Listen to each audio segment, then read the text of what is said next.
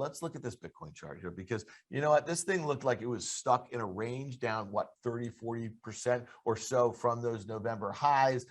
You know, my guess would have been it was going to be breaking that uptrend that had been in place. And that uptrend, I don't know, since the summer was kind of precarious at best. That's a really nice breakout about the 200-day moving 100-day. average. It's a great trend line above the 200-day moving average. 32,000 was support. You drew the lines. I mean, traded down there a couple times, bounced, and now you're starting to see a pretty meaningful bounce. What does it mean? Well, I think you trade on the long side against either that downtrend line or probably better the 200-day moving average. The risk reward probably sets up a little bit better against the downtrend, but at least you know exactly what your risk is against the 200-day. So if you looked at this and didn't know what it was, textbook breakout, risk rewards were very well defined.